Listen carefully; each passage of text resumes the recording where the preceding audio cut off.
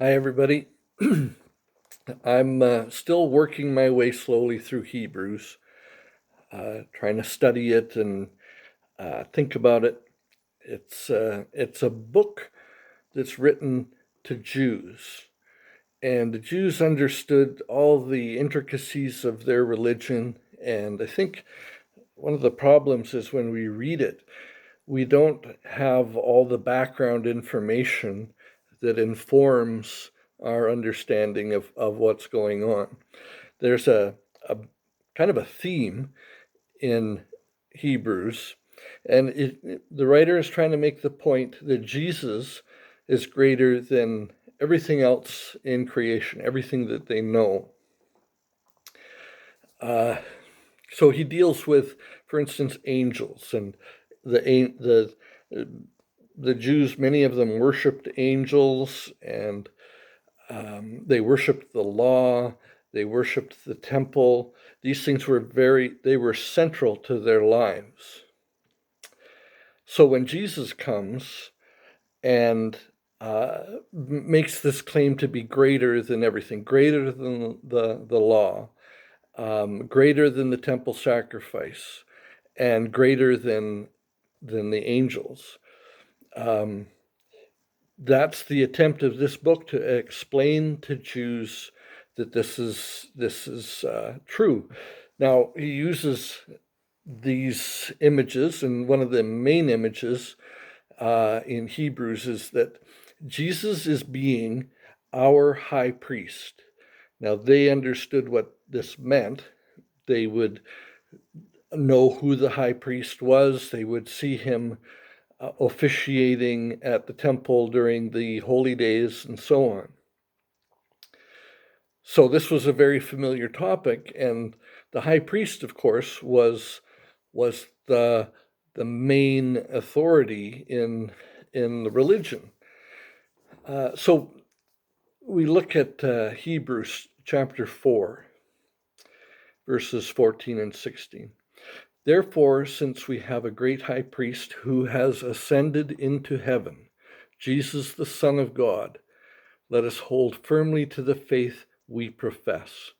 For we do not have a high priest who is unable to empathize with our weakness, but we have one who has been tempted in every way, just as we are, yet he did not sin. Let us then approach God's throne of grace with confidence, so that we may receive mercy and find grace to help us in our time of need. So the high priest was the one who could go once a year, only once a year, into the back room of the temple, the Holy of Holies. And this is where the Ark of the Covenant was. And God was pictured as sitting on the top of this ark, this box, and judging and being with his people. So his presence was there. Nobody was allowed in. People forget that hardly anybody ever got to go into the temple. And only once a year the high priest could go in to into the behind the curtain. He'd have a rope tied to his feet, because if he went in and he was ceremonially unclean, um, he would perish, and they could drag him out by the foot if that happened. Um, and his job at that point was to make sacrifices for the sins of the people in the Holy of Holies. This happened year round, every day, and on the holy days and Passover and everything, people would bring their sacrifices. But this was for the sins of Israel. Now, you couldn't just go in yourself and make a sacrifice. Um, there was a holiness that was required to enter into the presence of God in this way. And so, if you casually walked into the temple, you would be killed, first of all. But if you went into the Holy of Holies, that was just like an unthinkable crime. It would be like going up to the Queen and asking her to make you toast in the morning or something like that. You didn't do it. In order to meet the Queen, you have to go through other people. You go through intermediaries and you go through the right channels. So as a Jew, you would go to the priests. They were the ones that could make a sacrifice for you. The priests themselves would go to the high priest to as the mediator between even them and God. And the priest would then go into this room where the presence of God was. So you absolutely had to have this priestly office to approach God. And there was a distance. So when Jesus comes and claims that he is the high priest now, sitting at the right hand of the Father, who is himself a sacrifice, going to the temple and going into the temple itself and going into the back required absolute purity. And we're all sinners. None of us can go into the presence of God with our sin. We have to be covered. And that's one of the major themes of Scripture. When I was 10, I think, we lived in Fort St. John, and it was summer, and I was walking to the church to go to the boys' club, and I was tossing stones. And okay, just so you understand, this is not my fault. What happened was not my fault. I was throwing this stone across the street, and it had the curbs had sort of these. It wasn't an abrupt curb; it was kind of a floaty curb, and the rock went up and shot up and hit the door window of the house across the street.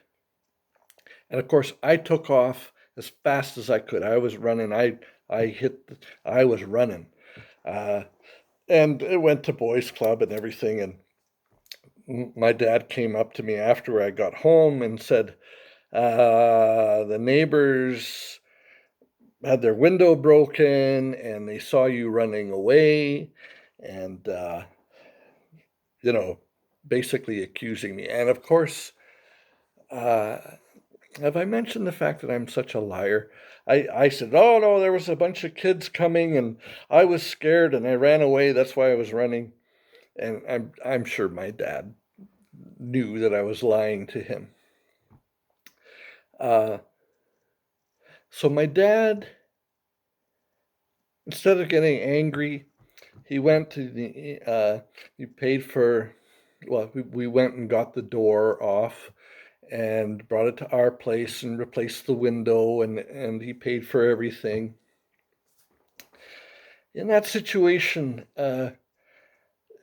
my dad was an intermediary between me and this household that I had busted up their window. I had transgressed.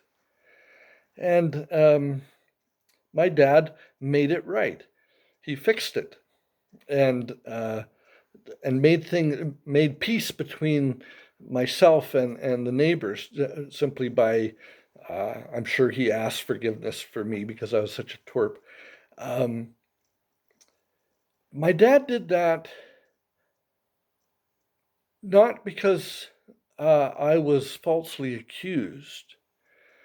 I broke the window. He did it because he loved me. That's the only claim that I had on him fixing that situation. I know that seems minor, but it was kind of a thing with me. And we have this same kind of high priest. We damage other people, we damage ourselves, we do wrong, we treat God like an afterthought sometimes, and yet he is our sacrifice, he is our high priest, and he takes that responsibility for us, and we in no way deserve it. We in no way deserve it. But because we're sons and daughters of God, this is what he does for us. As a high priest, he makes things right. He makes the sacrifice for us. He intermediates for us. And I just think we have to remember what we owe God. We need to see him as what he is, our loving Father who saves us. And I hope that's a helpful thought for you. Wherever you're at, we have a high priest who loves us